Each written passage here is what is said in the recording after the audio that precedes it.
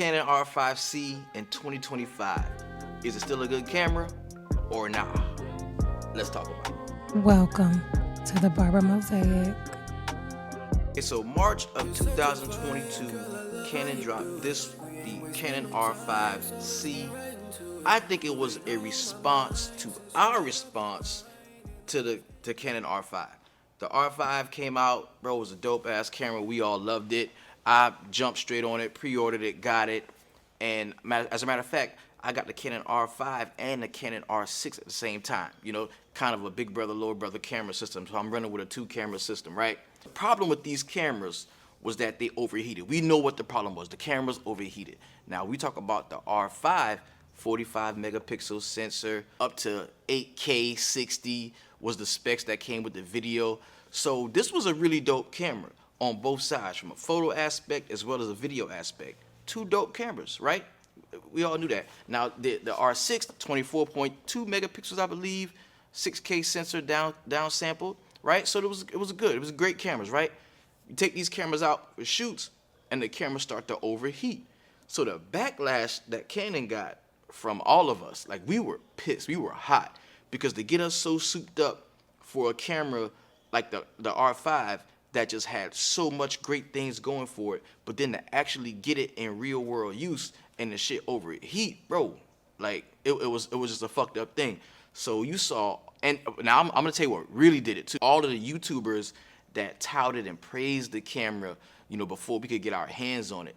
I mean, we were just salivating. They made us feel like, oh my God, this is gonna be the greatest camera ever. And from a photo perspective, it's one of them ones. I can't lie to you. From a photo perspective, the Canon R5 is one of them ones. So I think a knee-jerk reaction to our reaction to how the camera was overheating and how we felt about it, Canon went ahead, slapped the fan on the back. Or you know what? Maybe it was even a camera that they was thinking about coming out with. Maybe, you know, something to do along the lines of the C70 type shit. Maybe it was something like that. Whatever it was, they threw a fan on the back of the R5. They updated the OS to a Cinema OS system and put the camera out. They gave us everything in that camera except C-Log 2, which me, coming from the Rebel T series and then the 6D series and then the 5D then jumping over to mirrorless, I never had C-Log 2 anyway. You know what I'm saying? So it wasn't a big deal for me. I can't miss something I never had.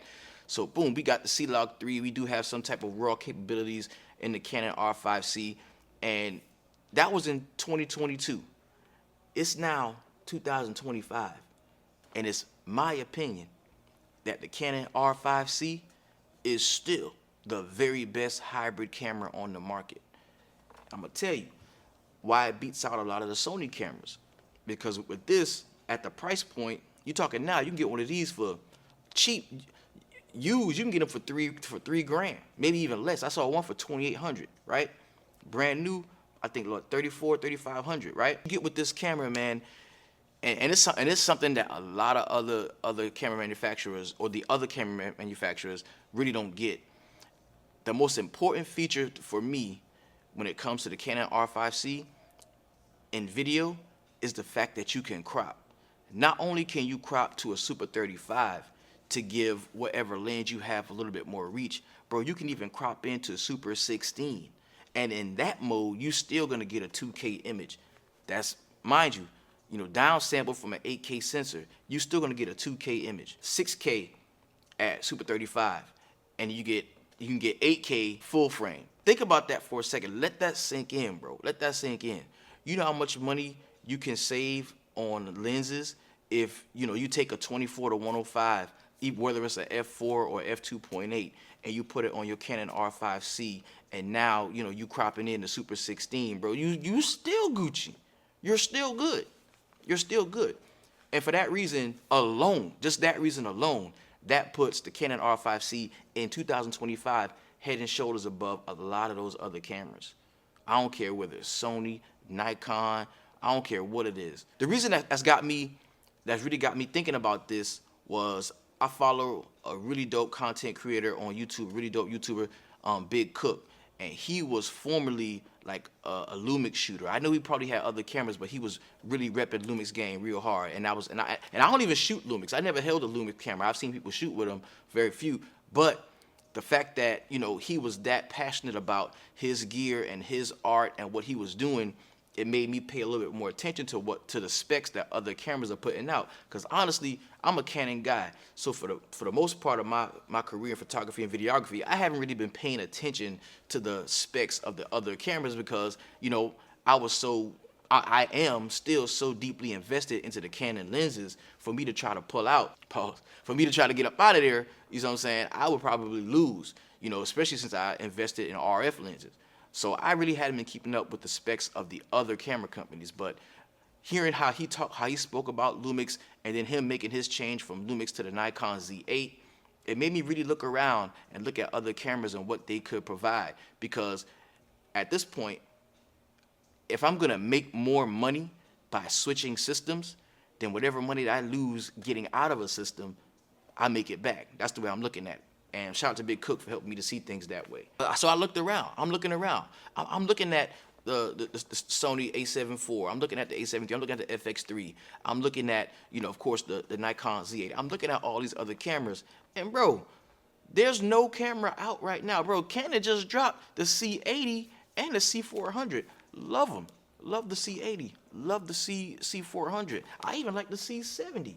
But none of those cameras can do what this camera can do. None of those cameras can shoot 8K 60. I don't even think the C70 can shoot the C80 can shoot 6K 60.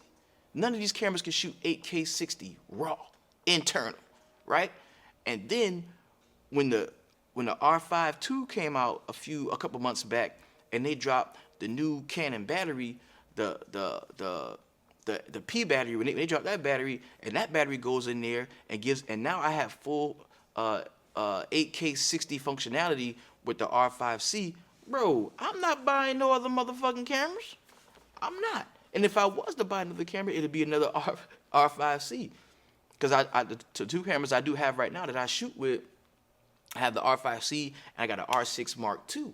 So I'm not buying no new cameras, and you don't have to, bro. Let's take a step back and really look at if these companies are doing the innovations that they claim. And most of them aren't, bro. Most of these new cameras are not new cameras. They're just pieces from here, pieces from here. But the biggest mistake that any camera company has ever made in terms of giving you more bang for your buck, giving you more than they intended, was the R5C. The R5C is videography's greatest mistake, I swear to God. They didn't mean to do this, bro. They didn't mean to pack the cinema operating system, the internal cooling with the fan. Now they done dropped the P battery so you get a little bit more runtime on it. You throw the BGR10 battery grip on this with 2 batteries, bro, you're good. You're good. R5C, bro, is still the best camera, the best hybrid camera in the game, in my opinion. In 2025, the R5C is still the best hybrid camera in the game. Does it shoot as fast as the other cameras in terms of photography? I think you get 20 frames per second, bro. That's enough. That's enough. Could the 4K 120 be better in terms of having autofocus? Yeah, of course it could. But let's be real. Let's be real. That'd have been the perfect camera. That'd have been the perfect camera. There's some of the higher end cameras, the C400, who the 4K 120 autofocus, you know, is not super great from what I've seen online. If you're looking for a camera system, bro, I'm telling you, something that would allow you to do both things at a crazy high level and have some specs that's gonna put you, kind of future-proof you and put you ahead of where a few of the other camera companies are right now, bro, I'm telling you, the R5C is the way to go. I'm not buying the C400. I would love to have the C400, 6K camera. I love to have the C80. It's great, but I'm not buying those cameras, bro. It ain't worth it. When you look at all the specs and line everything up, it really ain't worth it. It really ain't. So this has been Maurice from the Barber Mosaic. Do not forget to like, subscribe to the channel. I'll see y'all next time.